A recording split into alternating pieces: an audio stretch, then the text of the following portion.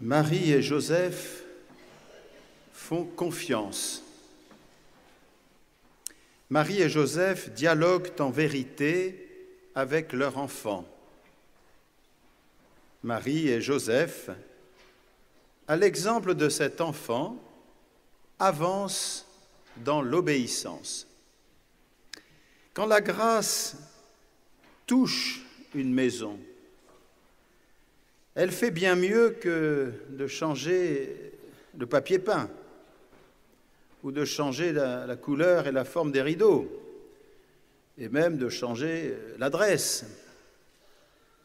Quand la grâce vient, c'est la maison tout entière qui est transformée. Et la prière de cette fête demande qu'à l'exemple de Marie, nous devenions maison, temple de la gloire de Dieu, sa maison. Donc Marie et Joseph, premièrement, font confiance. Ils font confiance déjà à la liturgie juive, la liturgie du peuple de Dieu. Chaque année, ils se rendent à Jérusalem pour la fête de la Pâque. Ils font confiance aussi au peuple de Dieu lui-même. Ils ne vont pas célébrer la Pâque dans leur coin, isolément des autres. Et ils n'inventent pas cette fête, ils y entrent. Ils la célèbrent de tout leur cœur. Et célébrer la fête, c'est aussi se déplacer. Ils font le pèlerinage. Cette année-là, Jésus a 12 ans. Lorsque le moment est venu de retourner à Nazareth, après la Pâque, l'année des 12 ans de Jésus, les parents de Jésus ne se méfient pas. Ils ne tiennent pas leur enfant en laisse, comme un chien, ou comme un toutou qui n'a pas d'intelligence, comme un toutou qui n'a pas d'intelligence, disons-le. Ils ne le surveillent pas. Ils peuvent même marcher une journée entière pensant qu'il est dans la caravane, sans se douter qu'il est resté à Jérusalem. Joie de la confiance envers les autres, envers la capacité de ce peuple à vivre dans des relations bonnes, dans des relations sans danger pour un enfant. Ils pensaient seulement que Jésus était au milieu des pèlerins, et de fait il l'était, mais pas tout à fait comme ils avaient pensé. Et cela ne leur causait aucun souci. Heureuse pratique liturgique, heureuse confiance dans la santé de l'Église. Le mot désigne d'abord le peuple des Hébreux. Santé des pèlerins qui montent à Jérusalem et qui s'en retournent ensuite chez eux. Mais d'où vient cette confiance? La confiance de Marie, la confiance de Joseph viennent de Dieu. Comme il est insondable, mes amis, le mystère de l'audacieuse confiance de Dieu, créateur. Il en faut de l'audace et de la confiance pour créer. Dieu ne se méfie pas. Dieu n'est pas peureux. Dieu n'est pas soupçonneux. Il suscite continuellement la vie, la relation et la confiance. Cette confiance divine est à l'aise dans le cœur de Marie. La suite du pèlerinage va nous montrer comment Marie et Joseph vont encore grandir en confiance et grandir en sagesse à l'image de leur fils. Ne le trouvant pas, dit l'Évangile, ils retournèrent à Jérusalem en continuant à le chercher. Comment ne pas penser ici au verset du Cantique des Cantiques? J'ai cherché celui que mon cœur aime. L'amour cherche celui qui est le trésor du cœur. L'amour fait changer de direction notre route humaine, nous le savons très bien. Il n'y a que ceux qui n'aiment pas, qui ne changent pas de direction et qui font du surplace. Malheur à eux, ils seront isolés à jamais. L'amour fait changer de cap pour chercher à nouveau celui qui n'est plus là, ou plutôt qui n'est plus là où nous pensions qu'il était. Heureuse inquiétude qui va conduire à une nouvelle connaissance de l'être aimé. C'est le dialogue dans le temple, dialogue de Jésus avec ces amoureux juifs de la parole de Dieu, la Torah. Étonnement de ces scribes et ces anciens devant la sagesse qui se manifeste alors parce que Jésus est là d'une façon très surprenante, un enfant de 12 ans. Jésus interroge, nous dit l'Évangile. Et pourquoi interrogeons-nous, sinon pour comprendre? Il écoute. Et pourquoi écoutons-nous, sinon parce que nous aimons? Il répond lui-même avec simplicité et avec vérité. Et puis c'est la rencontre avec sa mère et avec son père.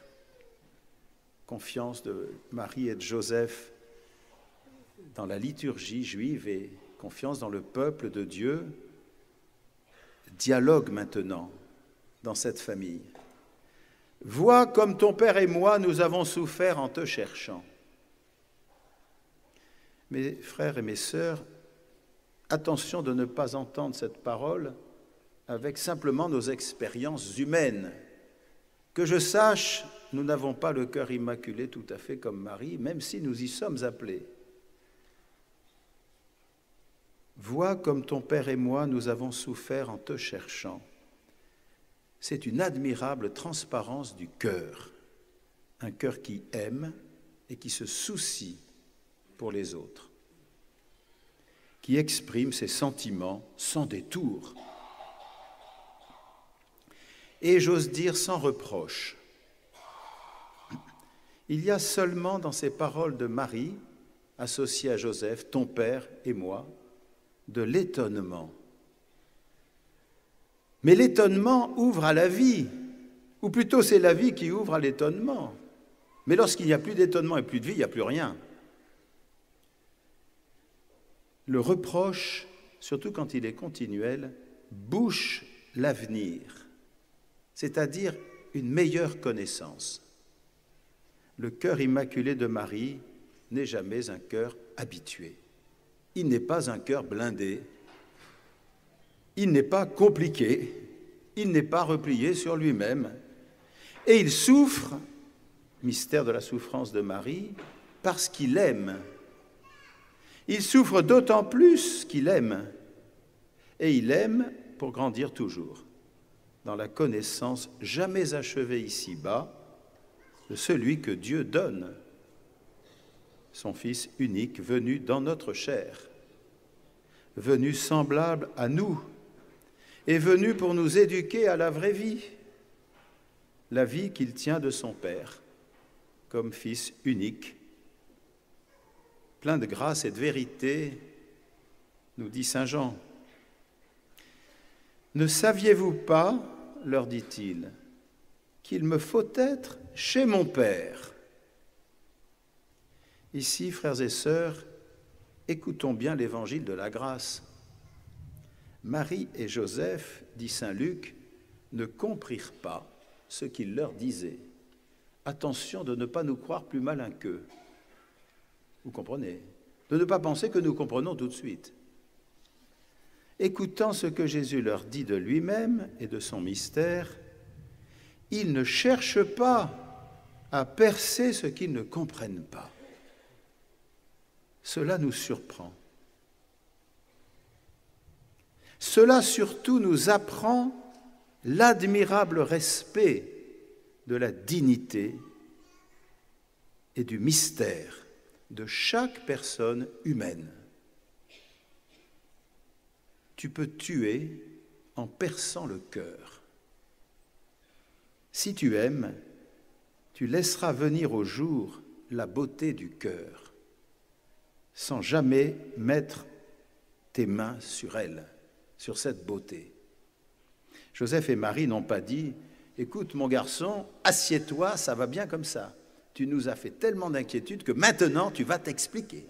Et nous ne partirons pas tant que tu ne te seras pas expliqué. » Non, je ne lis pas ça et surtout je n'entends pas ça dans l'Évangile. Ils ne comprirent pas ce qu'il leur disait et il descendit avec eux à Nazareth et il leur était soumis. Le cœur immaculé de Marie et aussi de Joseph, le père adoptif, c'est un cœur humble, un cœur vivant, un cœur qui dialogue sans abîmer le silence, un cœur qui dialogue sans vouloir mettre la main sur le mystère de l'autre, un cœur qui dialogue et qui accepte une non-compréhension radicale, enfin en tout cas une non-compréhension, disons-le, au moins pour ce temps-ci. Car dans tout amour, vous le savez, nous le savons, il y a du silence.